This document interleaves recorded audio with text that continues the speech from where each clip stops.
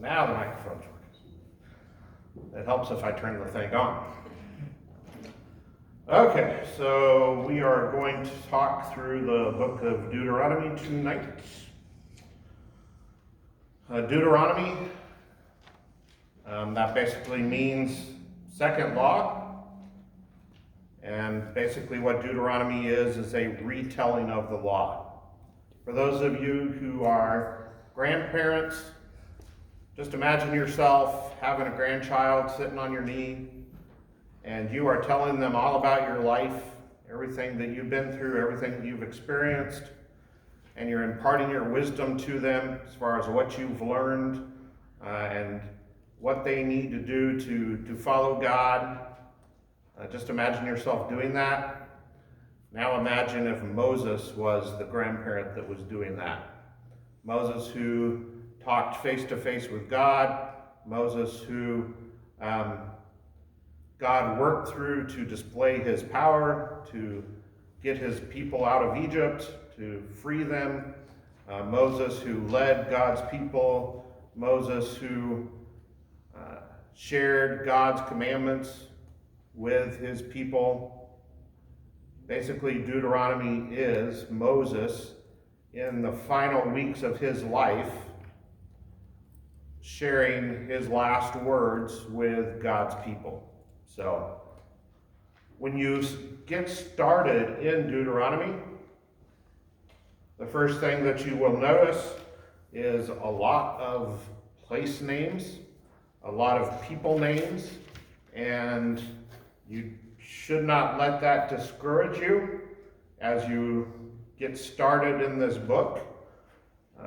Basically, this is just talking about the things on this map that I found, and I did not print this out, but I can print it out for you if you want it, or if you want me to email these PowerPoint slides to you, then I will be happy to ask a secretary to do that for me. But basically, this map shows the likely passage that the people took out of Egypt, the Israelites took out of Egypt, shows the traditional location of Mount Sinai, and then it shows several other places along the way that are mentioned in Deuteronomy. It shows where Edom is, where Moab is, where Ammon is, and then it shows the occurrences of the beginning in Deuteronomy where the people start conquering the Amorites on the east side of the Jordan River. And then this map concludes with number 13, which is Mount Nebo. You can see that they're represented by a triangle across the Dead Sea, and that is Mount Nebo. And then here is another map that I found that just shows what the Promised Land looked like and what nations occupied the Promised Land right before the Israelites entered the Promised Land and started defeating these people and taking over. So you can have that as well. And then I would like you to go ahead and turn to Deuteronomy chapter 34, and we're going to read verses 1 through 5.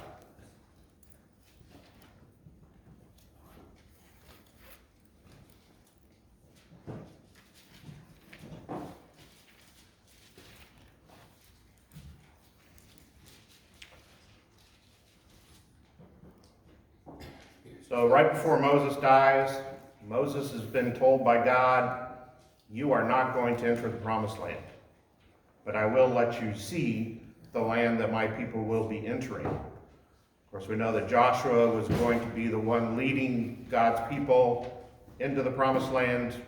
Moses was not going to enter, but God led Moses up to Mount Nebo, and this picture up here is a view of the top of Mount Nebo today.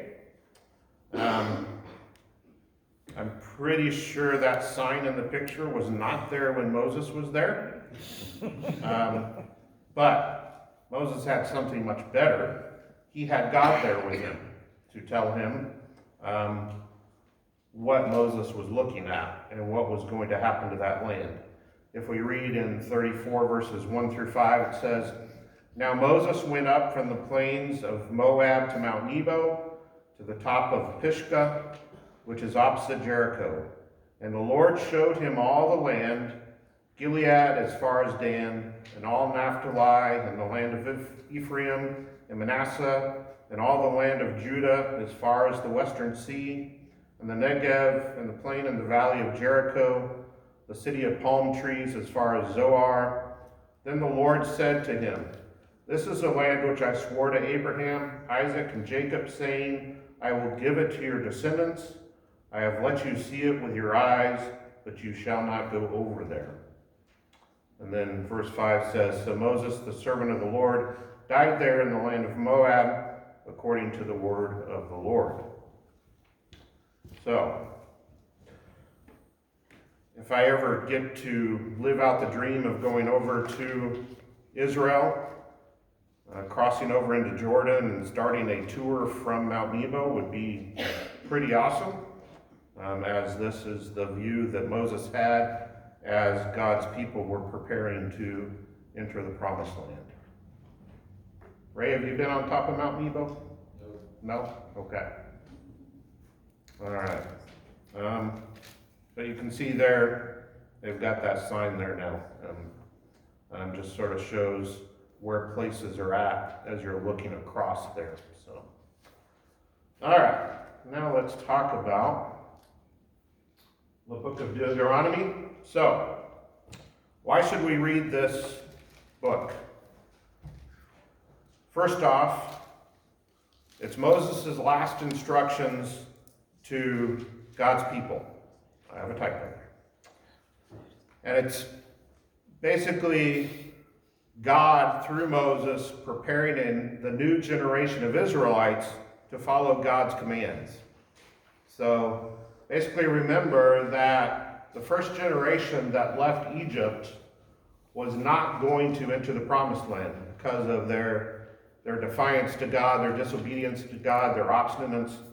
They were not going to enter the Promised Land. So they wandered through the wilderness for 40 years, and as that first generation was dying off, this new generation, basically everybody who is 20 and under, leaving Egypt, and those all born since that time, were going to get to enter the Promised Land.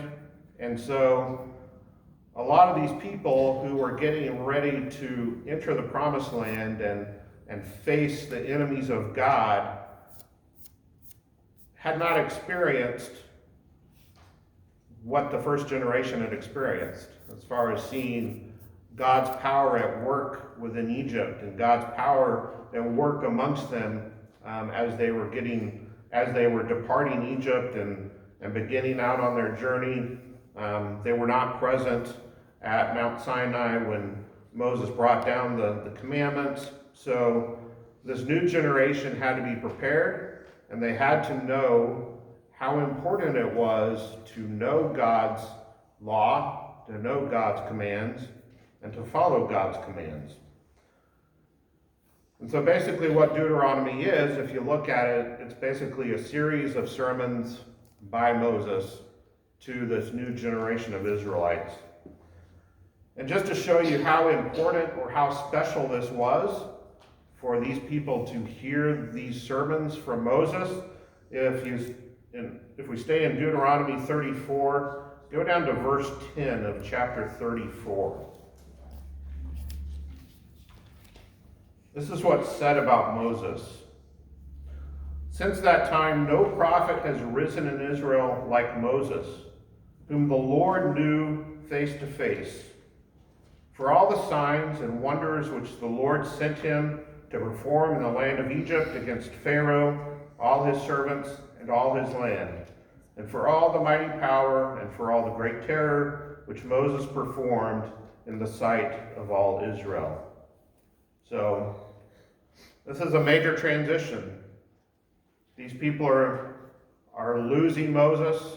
Moses is no longer going to be with them, and we see this transition of Moses' generation passing away, and everything that Moses knew, everything that Moses experienced, he was not directly going to be there anymore. So he is imparting it to the people. Another reason why it's important to read Deuteronomy is Jesus quoted Deuteronomy a lot. In fact, Jesus quoted from Deuteronomy exclusively when he was countering Satan's temptations in the wilderness. Also, Deuteronomy is the book that contains the greatest commandment. If you actually turn to chapter 6, verses 4 through 9, we can find that.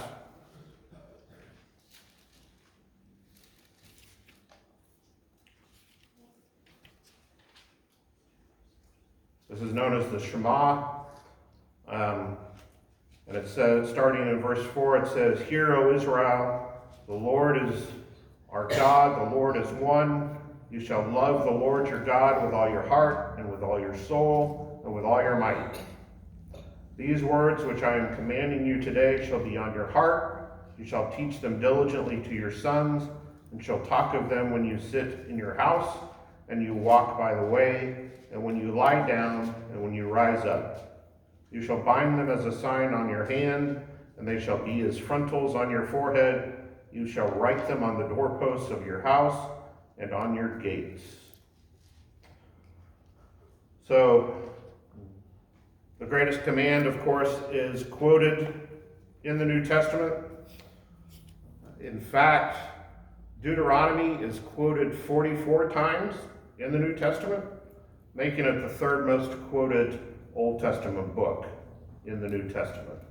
So, there is, of course, a lot of important material that Jesus and his apostles referred to as they were talking in the New Testament. So, with that, on sort of jumping around here, but you'll see on the handout that I gave you, I have a section called Quotes of Deuteronomy. Jesus quotes Deuteronomy. And I've got a table of the times in the New Testament where Jesus quotes Deuteronomy. I left the right side blank. I will show those to you where those are at in Deuteronomy tonight on these PowerPoint slides, but just as a challenge and as something for you to work through as you are reading through Deuteronomy, I thought it would be a good exercise for you as we go through Deuteronomy, that we read the quotation from Jesus, and then as we're reading through Deuteronomy, we will find that passage in Deuteronomy and can write it in the table. Okay?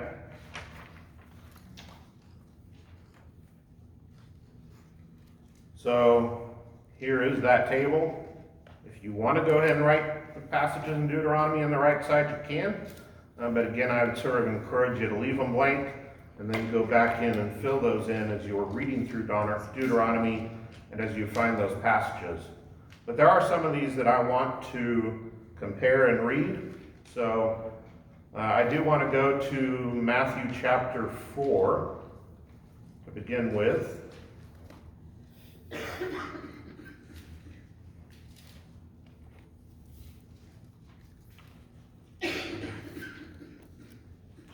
So we're actually going to I'm going to read verses 1 through 11 of Matthew chapter 4 to begin with. And it says, "Then Jesus was led up by the Spirit into the wilderness to be tempted by the devil. And after he had fasted 40 days and 40 nights, he then became hungry. And the tempter came and said to him, 'If you are the Son of God, command that these stones become bread.' But he answered and said, 'It is written, man shall not live on bread alone, but on every word that proceeds out of the mouth of God.' Then the devil took him into the holy city and had him stand on the pinnacle of the temple and said to him, "If you are the Son of God, throw yourself down, for it is written, he will command his angels concerning you, and on their hands they will bear you up, so that you will not strike your foot against a stone." Jesus said to him, "On the other hand, it is written, you shall not put the Lord your God to the test." Again, the devil took him to a very high mountain and showed him all the kingdoms of the world and their glory. And he said to him, "All these things I will give you if you fall down and worship me." Then Jesus said to him, "Go, Satan, for it is written, you shall worship the Lord your God and serve him only." Then the devil left him, and behold, angels came and began to minister to him. So now, let's go to Deuteronomy chapter 8, verse 3.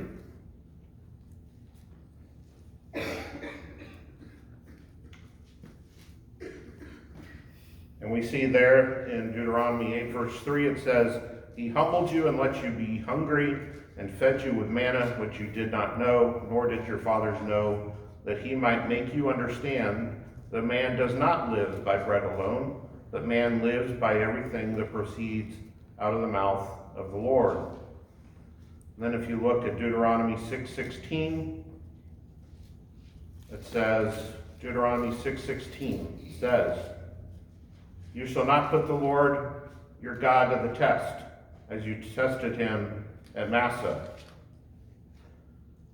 And then verse 13 of chapter 6 says, "You shall fear only the Lord your God, and you shall worship him and swear by his name." So, we find Jesus utilizing the words written in Deuteronomy to challenge Satan's temptations to him. And then the following ones there in the table, Matthew 5:21, 5:27, 5:31, 5:38. Those, of course, come from Jesus' Sermon on the Mount, as we refer to it. And these are his statements where he says, "You have heard it said," and he talks about the commandments of God. And you'll find those references in various places in Deuteronomy. Another one that I would like to compare is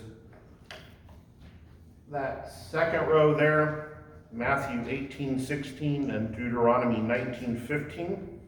So let's go to Matthew chapter 18.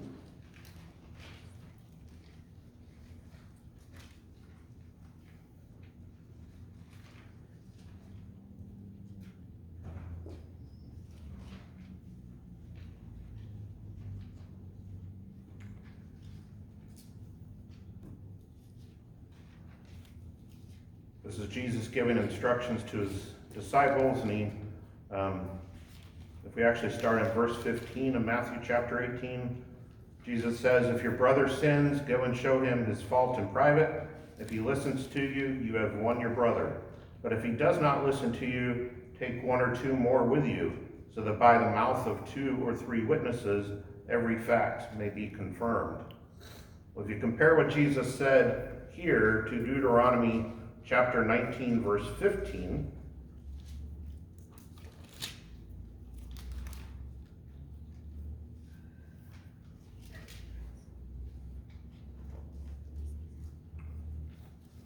in Deuteronomy 19:15,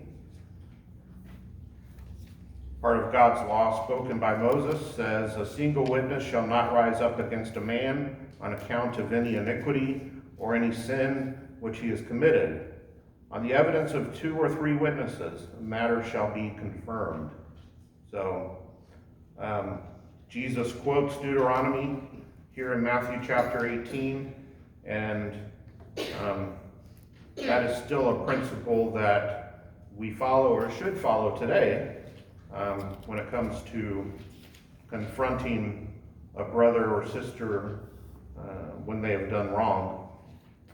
And then another one I want to compare is Matthew 22:37 and Deuteronomy 6:5.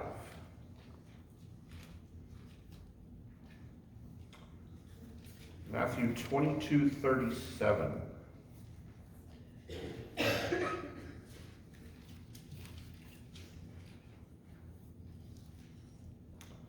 course, I touched on this already, but I will start in verse 34 of Matthew 22.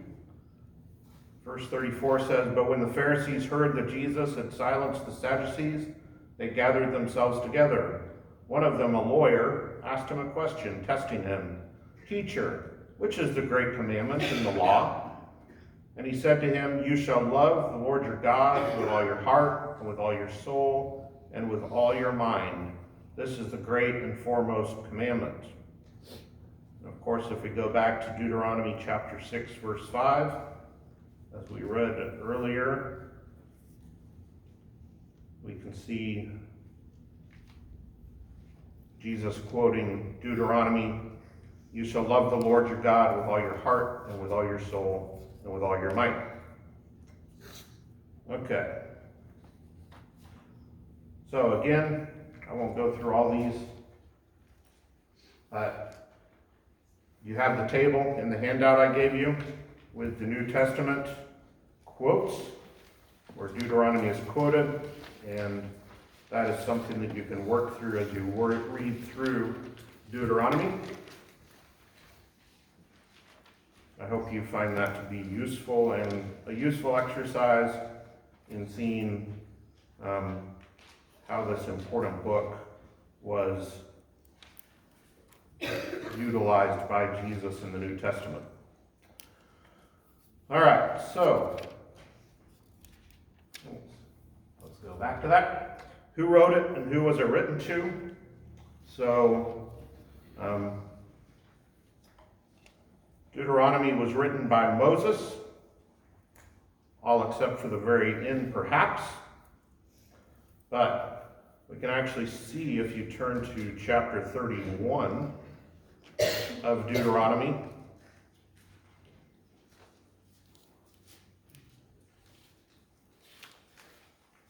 in verses 24 through 26, Deuteronomy says, "It came about when Moses finished writing the words of this law in a book until they were complete, that Moses commanded the Levites who carried the ark of the covenant of the Lord, saying, 'Take this book of the law and place it beside the ark of the covenant of the Lord your God, that it may remain there as a witness against you.'" So, this is considered the final book of the 5 books of the law that were written by Moses. And as we talked about earlier, initially this book was written to the Israelites as they were preparing to enter the Promised Land, this new generation who had not seen everything that had happened as they departed Egypt and wandered in the wilderness. But then, of course, Deuteronomy served as a very important reminder to all the following generations of Israelites afterwards who needed to be reminded of God's law and the importance of following God's law and the promises that he made to them if they followed his law. All right, so let's talk about the themes of the book.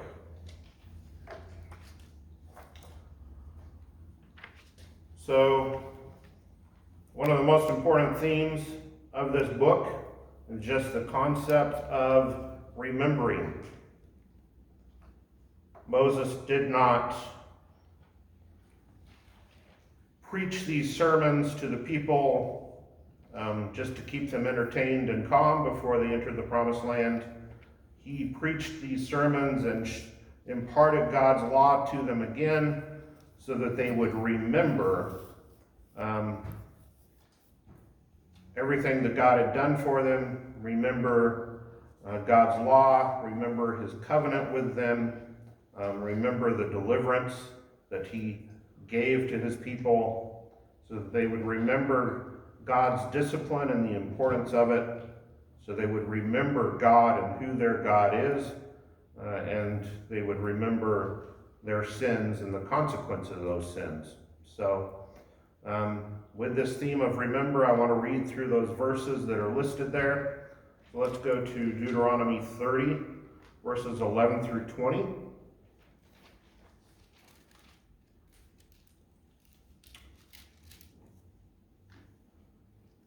Deuteronomy 30, 11 through 20 says, "For this commandment which I command you today is not too difficult for you, nor is it out of reach.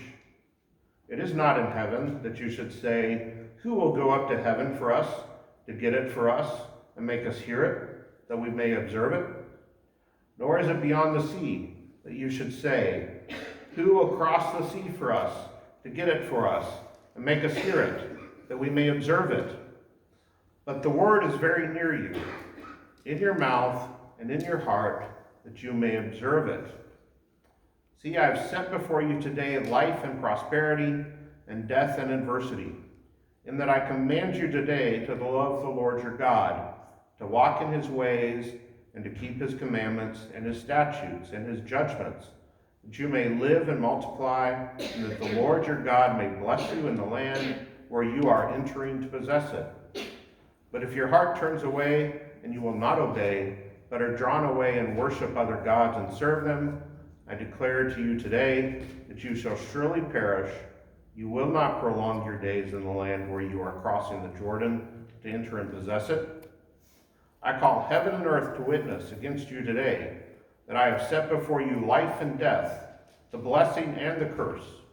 So choose life in order that you may live, you and your descendants, by loving the Lord your God, by obeying his voice, and by holding fast to him. For this is your life and the length of your days, that you may live in the land which the Lord swore to your fathers, to Abraham, Isaac, and Jacob, to give them." And we see specific places where God tells his people to remember aspects of his relationship with them. If we look at chapter 4, verses 9 and 10.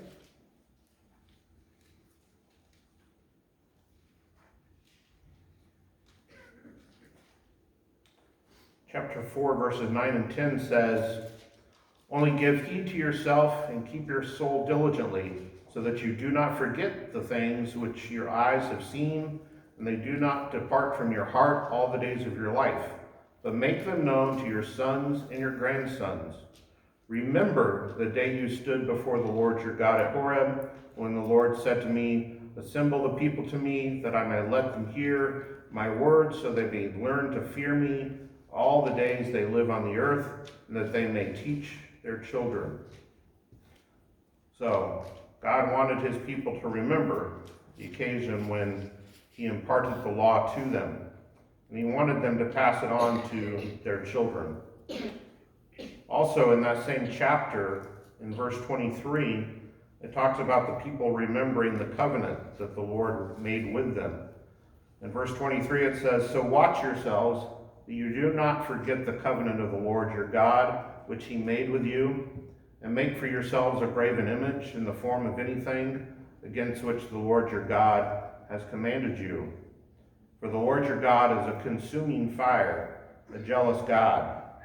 So God had entered a covenant relationship with these people, and he did not want them to enter adulterous relationships with false gods. So he wanted them to remember that covenant relationship.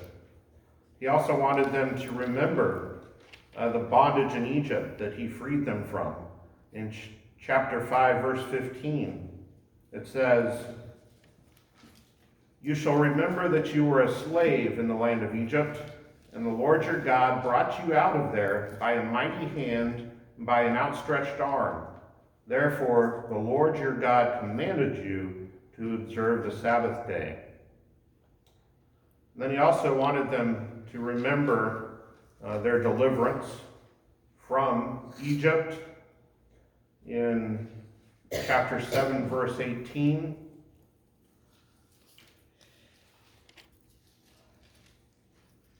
Actually, if you start in verse 13, this is basically talking about the nations that they're going to face, thinking that those nations are greater than them.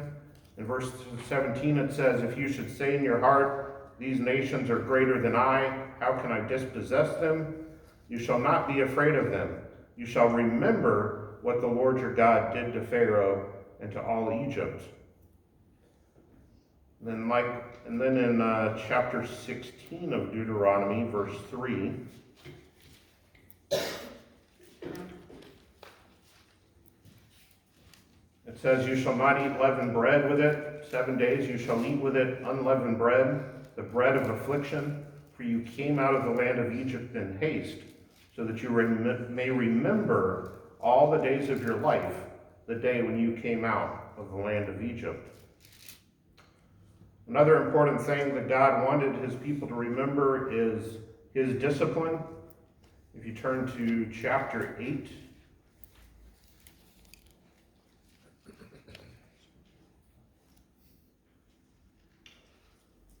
verse 2 through 6 of chapter 8 says, you shall remember all the way which the Lord your God has led you in the wilderness these 40 years, that he might humble you, testing you, to know what was in your heart, whether you would keep his commandments or not. He humbled you and let you be hungry, and fed you with manna which you did not know, nor did your fathers know, that he might make you understand that man does not live by bread alone, but man lives by everything that proceeds out of the mouth of the Lord. Your clothing did not wear out on you, nor did your foot swell these 40 years. Thus you are to know in your heart that the Lord your God is disciplining you, just as a man disciplines his son. Therefore you shall keep the commandments of the Lord your God, to walk in his ways and to fear him. So of course God was disciplining his people, and he wanted them to learn a lesson and to remember that lesson so that they would continue to follow him. Then, of course, God wanted to remember that he is their God. And in verse 18 of chapter 8, it says, but you shall remember the Lord your God, for it is he who has given you power to make wealth, that he may confirm his covenant which he swore to your fathers, as it is this day. And another thing that God wanted his people to remember is their sins against God in the wilderness. In chapter 9, verse 7, it says, remember, do not forget how you provoked the Lord your God to wrath in the wilderness from the day that you left the land of Egypt until you arrived at this place. You have been rebellious against the Lord. So, very important theme of this book is remembrance, remembering what God wants his people to remember. Of course, another important theme of this book is God's promises, as we'll get further into in a minute. God, through Deuteronomy, makes promises to his people. He promises what will happen to them if they obey him and follow his commands. He also makes promises to them what would happen to them if they chose not to follow his commands. And related to that, another theme of this book is God's blessings for righteousness and curses for sinfulness. Now let's talk about the outline of this book. So basically it's broken down into different addresses of Moses, is how I broke this outline down. So basically in chapters 1 through 4, it's a summary, it's a recap, telling the people, reminding the people how they got to where they are at. Chapters 1 through 3 gives a summary of things that occurred in the book of Numbers. And then chapter 4 talks about the honor God bestowed on Israel by giving them the law. And then after that, you will find in chapters 5 through 26, Moses' second address. And it basically is a rundown of the laws for Israel, We find in chapter 5 a repeating of the Ten Commandments. In chapter 6, you will find the importance of sincere obedience and teaching the law. Chapter 7, you will find commands to destroy the idolatry of Canaan and staying separate and apart from the people in the land that they are going to possess. Chapters 8 through 10, there is a recap of the wilderness wanderings and Israel's rebellion. And then in chapter 11, you will find a blessing of obedience.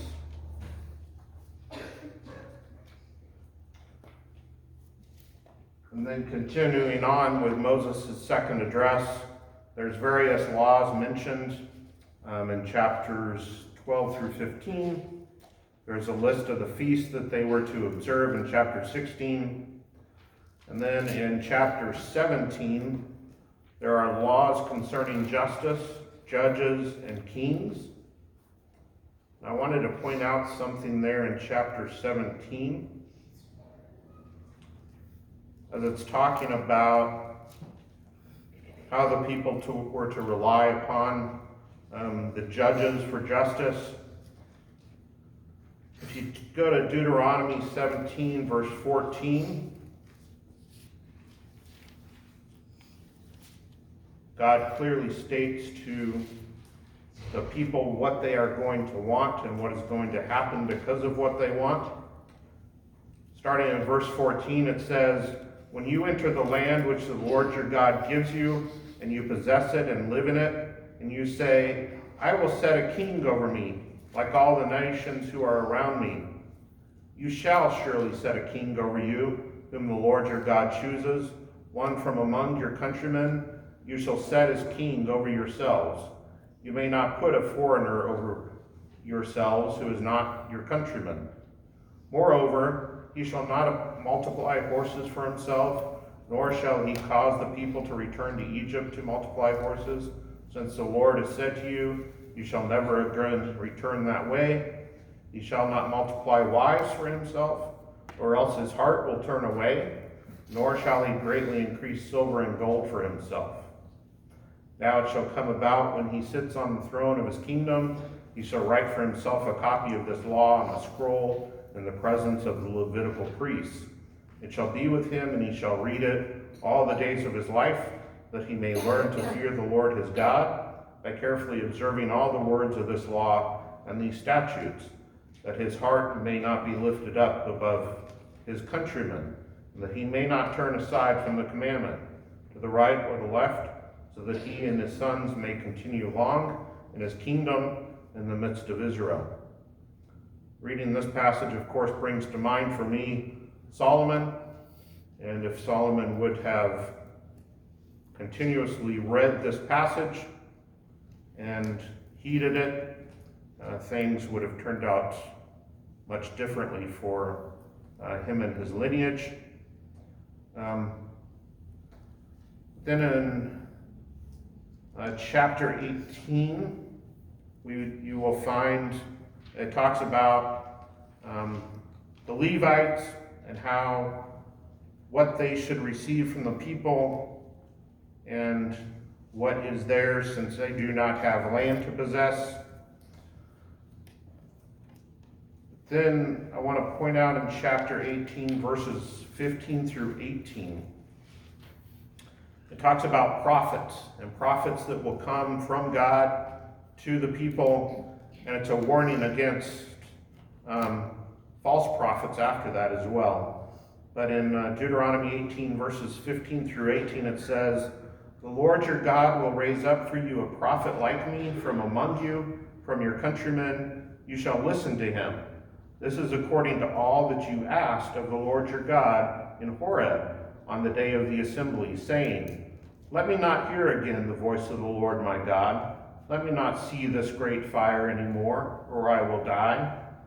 The Lord said to me, 'They have spoken well. I will raise up a prophet from among their countrymen like you, and I will put my words in his mouth, and he shall speak to them all that I command him.'" So, of course, we know these to be prophetic words in both chapter 17 and chapter 18.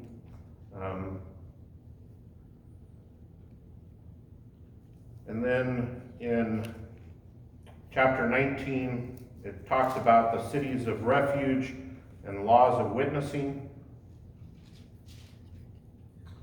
And then continuing with the outline and Moses' second address in chapter 20 of the book. It talks about rules of engagement in war.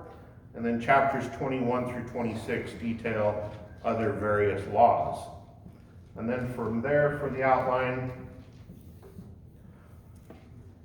we find Moses' third address talking about Israel's future in chapters 27 and 28. There is a command given to record the law on Mount Ebal in chapter 27, verses 1 through 10. I think Doug is going to be covering Joshua, and that command is fulfilled in that book. And then in chapters 27 and 28, there is this basically back and forth.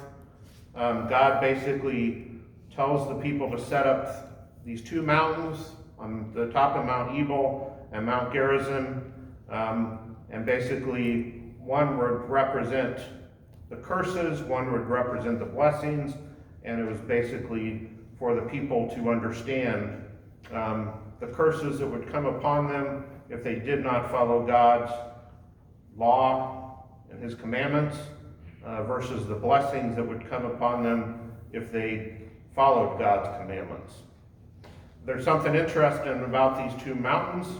In the middle of them is Shechem, and we actually read about this area in John chapter 4, if you want to turn there with me.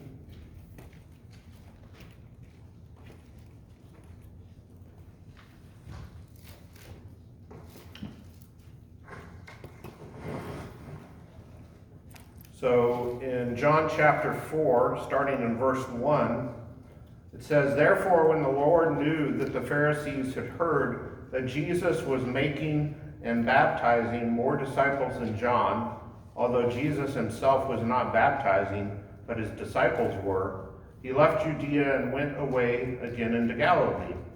And he had to pass through Samaria. So he came to a city of Samaria called Sychar, near the parcel of ground that Jacob gave to his son Joseph, and Jacob's well was there. So Jesus, being wearied from his journey, was sitting thus by the well. It was about the 6th hour. There came a woman of Samaria to draw water. Jesus said to her, 'Give me a drink.'" And we of course know this interaction between Jesus and the Samaritan woman, but this interaction took place in the shadow of these two mountains, Mount Ebal and Mount Gerizim. And in the conversation that the Samaritan woman has with Jesus, it talks about the Samaritans believing that Mount Gerizim was the place of proper worship to God, whereas the Israelites believed that Jerusalem, or understood Jerusalem to be the right place. So, a lot of the things that you read about in Deuteronomy and the places that you read about, of course, holds long-standing significance in the history of the Israelites and everything that they experienced throughout the Old Testament and into the New Testament. And then in chapter 28, it also talks about the consequences for disobedience in Israel's future. And then to wrap up the outline,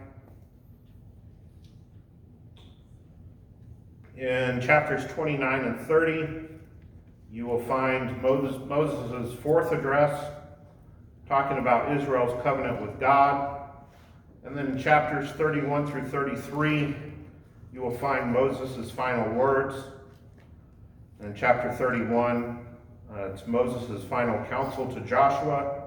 Joshua being the person who would take command of the people, be commissioned to lead God's people into the promised land. And then in chapter 32, you will read the Song of Moses. Chapter 33, you will read the blessing of Moses. And then in chapter 34, the book wraps up with the death of Moses. So, that is my summary or survey. Any questions, comments? Tucker's got the mic.